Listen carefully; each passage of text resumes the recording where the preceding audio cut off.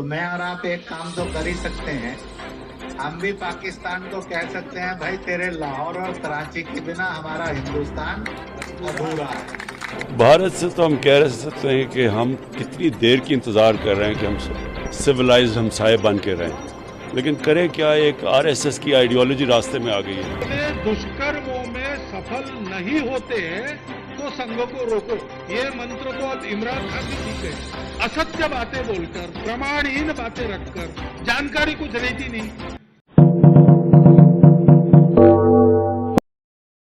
राष्ट्रीय स्वयंसेवक संघ की राष्ट्रीय कार्यकारिणी के सदस्य इंद्रेश कुमार का बड़ा बयान, कहा कराची और लाहौर के बिना भारत अधूरा है। इंद्रेश कुमार युवा दिव्यांग जन सम्मेलन के समारोह को संबोधित कर रहे थे। उन्होंने कहा, पाकिस्तान नारा लगाता है कि कश्मीर के बिना पाकिस्तान अधूरा है, तो हम भी कहते हैं कि लाहौर और कराची के बिना हिंदुस्तान अधूरा है। उसमें एक पाकिस्तान नाम का मुल्क है, वो नारा लगा देता है कश्मीर के बिना पाकिस्तान अधूरा है। फौज लड़ेगी और जवाब देगी, सरकार नीति बनाएगी और उसको सबक सिखाएगी।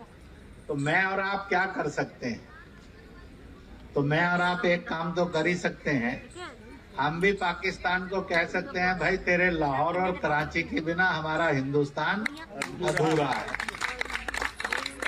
तो इसलिए मैं कहूंगा, लाहौर और कराची के बिना आप भी कह दीजिए। इससे पहले पाकिस्तान के प्रधानमंत्री इमरान खान ने अपनी सरजमी से लेकर संयुक्त राष्ट्र तक आरएसएस और प्रधानमंत्री नरेंद्र मोदी पर बयान दे चुके हैं। बीते कुछ महीने पहले यूएन में संबोधन के दौरान आरएसएस और भारत के प्रधानमंत्री नरेंद्र मोदी पर बयान देते हुए कहा था कि नरेंद्र मोदी आरएसएस के आजीवन सदस्य हैं और आरएसएस हिटलर और मुसोलिनी से प्रेरित होकर बना संगठन है, जिसकी स्थापना 1925 में हुई। ये मुस्लिमों और ईसाइयों के खिलाफ नफरत से चलता है। Mr. Narendra Modi is a life member of RSS. RSS was an organization that was inspired by Adolf Hitler and Mussolini, came about in 1925. This RSS believed in the ethnic cleansing of Muslims. So it was racial superiority and hatred for Muslims and Christians. This is openly stated. You look at the founding fathers of RSS, Golwalkar and Savarkar, these RSS goons who were inspired by the Hitler brown shirts, they actually wear brown shirts. This RSS, the Congress Home Minister gave a statement that in RSS camps, terrorists are being trained. Narendra Modi could not travel to the US because of that. And I need to make you understand this background before I explain to you that what sort of a mindset would lay siege to 8 million people with 900,000 troops. इसके जवाब में RSS प्रमुख मोहन भागवत इमरान खान के हर आरोप को उनकी जानकारी का अभाव और असत्य बताते हुए कहते हैं कि हिंदू हैं, हिंदुओं की बात करना, लेकिन मुसलमानों का विरोध करना, ये कहां से आया? अपने दुष्कर्मों में सफल नहीं होते तो संघ को रोको, ये मंत्र तो अब इमरान खान भी सीख गए हैं। और इसलिए संघ के बारे में तरह तरह की गलतफहमियां, असत्य बातें बोलकर, प्रमाणहीन बातें रखकर, जानकारी कुछ रहती नहीं।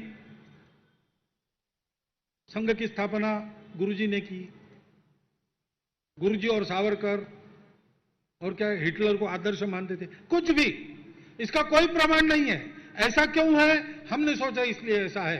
प्रमाण, हमको प्रमाण की जरूरत नहीं। यह अहंकार भी है और कुटिल इच्छा भी है। अब संघ कहता है हिंदू संगठन, हिंदू राष्ट्र, तो बस संघ ने कभी कहा नहीं, संघ कहेगा भी नहीं, संघ करेगा भी नहीं। संघ की इच्छा एकदम अलग है। लेकिन वो कहा कि देखो हिंदू हिंदू की बात कर रहा है, मुसलमान ईसाइयों का विरोध कर रहा है। अब हिंदू की बात करना है ने मुसलमानों का विरोध करना है, कहां से आया भाई?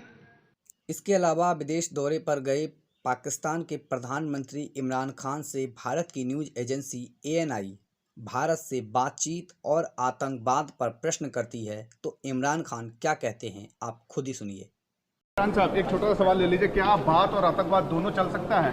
ये भारत की तरफ से आपसे सीधा सवाल है। भारत से तो हम कह सकते हैं कि हम कितनी देर की इंतज़ार कर रहे हैं कि हम सिविलाइज्ड हमसाये बन के रहें, लेकिन करें क्या, एक आरएसएस की आइडियोलॉजी रास्ते में आ गई है। भारत से तो हम कह सकते हैं कि हम कितनी देर की इंतज़ार कर रहे हैं कि हम सिविलाइज्ड हमसाये बन के रहें, लेकिन करें क्या, एक आरएसएस की आइडियोलॉजी रास्ते में आ गई है। लेकिन